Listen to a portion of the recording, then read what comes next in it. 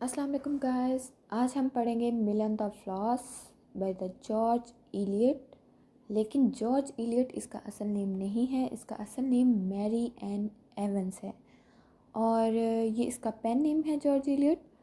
और ये नावल सबसे पहले 1860 में पब्लिश हुआ और इसके 3 वॉल्यूम्स हैं और ये एक साइकोलॉजिकल फ़िक्शन है। सबसे पहले मैं इसके कैरेक्टर्स आप लोगों को ज़रूर बताना चाहूँगी ताकि आप लोग स्टोरी को थोड़ा इजी होके समझें। थोड़ी कॉम्प्लिकेटेड सी स्टोरी है लेकिन आपने परेशान नहीं होना, बहुत इजी स्टोरी है।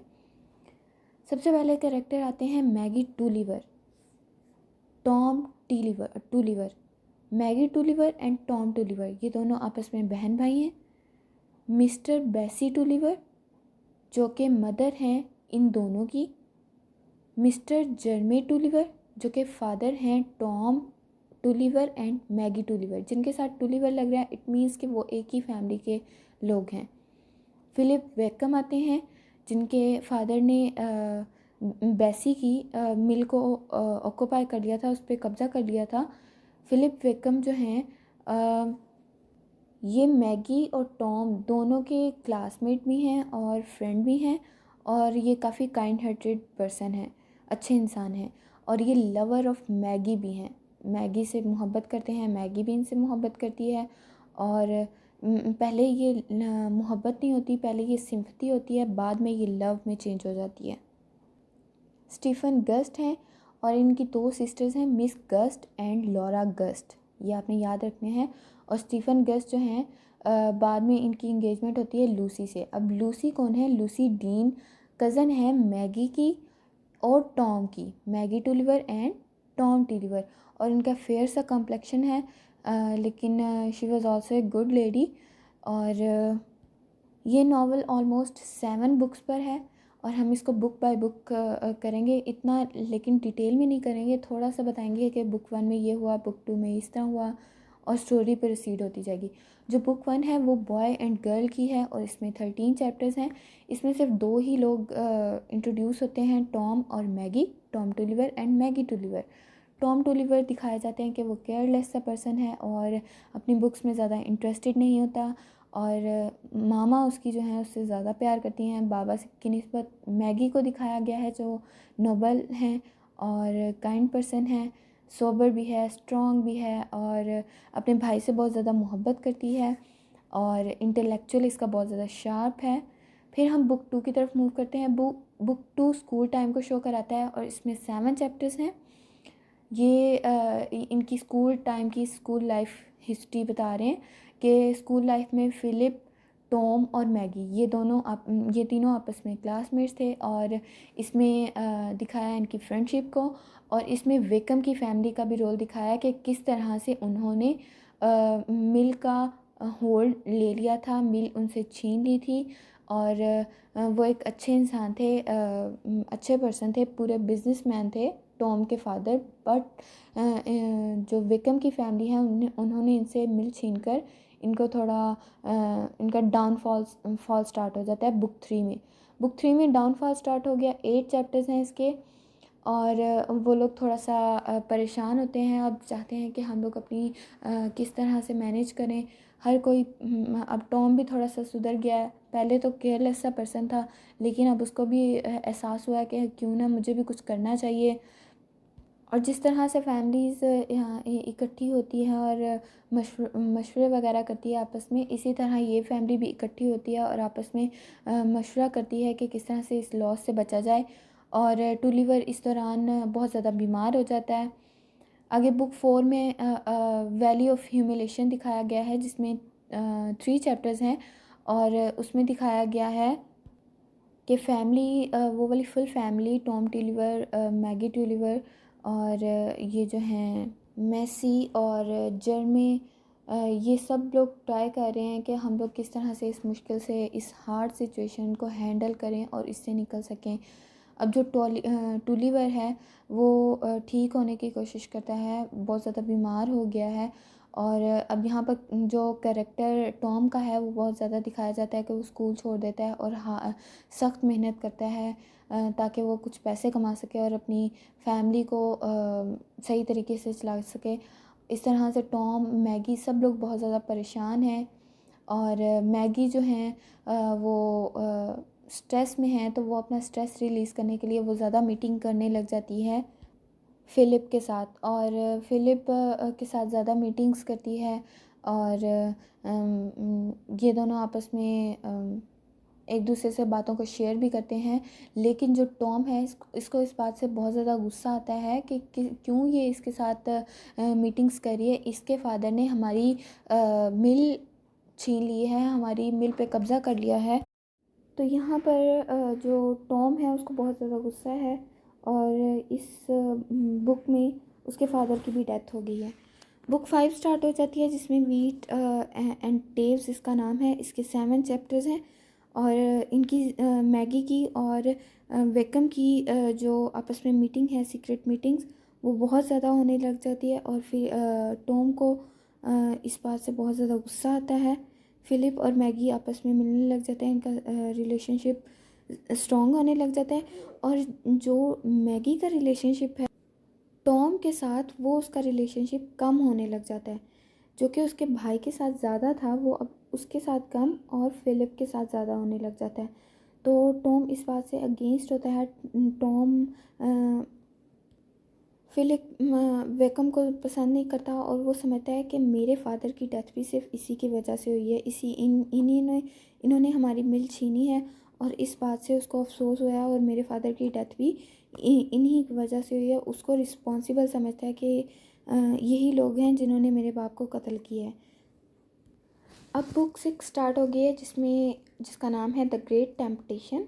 और इसके 14 चैप्टर्स हैं। और अब तो सबकी डेथ हो गई है। 14 साल गुजरने के बाद मैगी और टॉम सख्त मेहनत करते हैं, खूब कमाते हैं। और मैगी आखिरकार एक स्कूल टीचर बन जाती हैं। टॉम अपना एक बिज़नेस चला रहा होता है। अब दोनों एक काम पर पहुंच गए हैं। अब यहाँ पर एक और नया कैरेक्टर आता है, बॉब जेकिन। बॉब जेकिन एक्चुअली में दोस्त है टॉम का। और वेरी काइंड पर्सन, लविंग और गुड कैरेक्टर है स्टोरी में। और ये बहुत ज़्यादा हेल्प करता है टॉम की कि इसका बिज़नेस को रीस्टोर करे, इसके बिज़नेस को चलाए, इसकी बहुत ज़्यादा हेल्प करता है। और अब यहाँ पर एक और जो मैंने आप लोगों को miss gust and Laura gust, इनके कैरेक्टर्स यहाँ पर शो होते हैं। ये स्टीफ़न की सिस्टर्स हैं और स्टीफ़न की इंगेजमेंट हुई है लूसी के साथ। अब स्टीफ़न जो हैं लूसी को पसंद नहीं करते और उनकी अटेंशन लूसी से हट के मैगी की तरफ हो जाती है। क्योंकि मैंने आप लोगों को बताया कि टॉम लूसी का कज़न है। टॉम और स्टीफ़न और मैगी, ये सब लोग आपस में कज़न्स हैं। तो इनका एक दूसरे के घर में आना जाना है। इस तरह से स्टीफ़न की जो अटेंशन है लूसी से हटकर मैगी की तरफ ज़्यादा हो जाती है। और इस 14 सालों में जो मैगी है उसका रिलेशनशिप भी फ़िलिप विकम के साथ ख़त्म हो चुका होता है। और ये लोग अब जो मिस गस्ट और लॉरा गस्ट हैं, इनको ये महसूस होता है कि जो हमारे भाई हैं वो लूसी से कम अट्रैक्ट हो रहे हैं और मैगी की तरफ ज़्यादा अट्रैक्ट हो रहे हैं।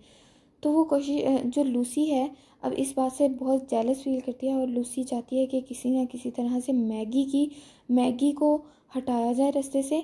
और स्टीफ़न के साथ इसकी इंगेजमेंट हो सके। स्टीफ़न भी इसके साथ अपनी इंगेजमेंट को तोड़ देता है।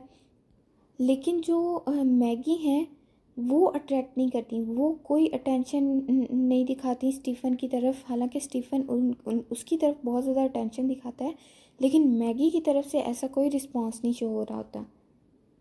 लूसी अब सोचती है कि मैं किस तरह से मैगी को हटाऊं।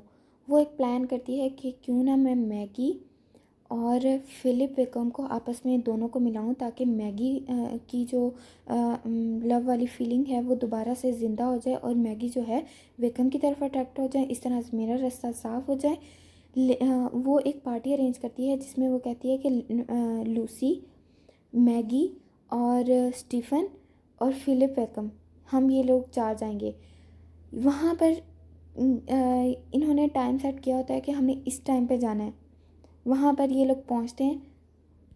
किसी तरह से लूसी और जो है ना और फ़िलिप, ये दोनों किसी तरह से वहाँ पर पहुँच ही नहीं सकते और उस टाइम पर पहुँच ही नहीं सकते।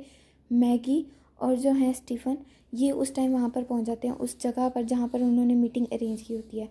वहाँ पर वो दोनों पहुँच जाते हैं और अब वहाँ जाके वो फंस जाते हैं। वहाँ से एक रात गुजारते हैं।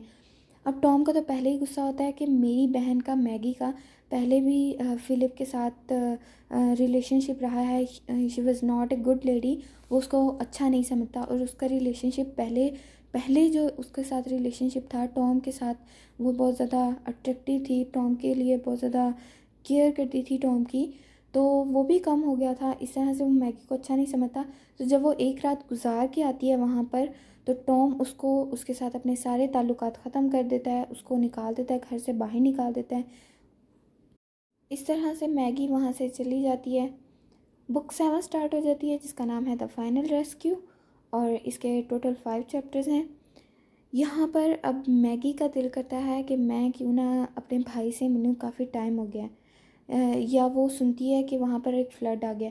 जब वो वहाँ पर पहुँचती है अपने भाई को रेस्क्यू करने के लिए कि वो अपने भाई को बचा सके फ्लड से, तो उसका घर, उसके भाई का घर बह चुका होता है उतनी देर में। और इसी तरह से जो मैगी हैं वो भी फ्लड के साथ बह जाती हैं जिस तरह उसका भाई बह गया था। इस तरह से दोनों की डेथ हो जाती है।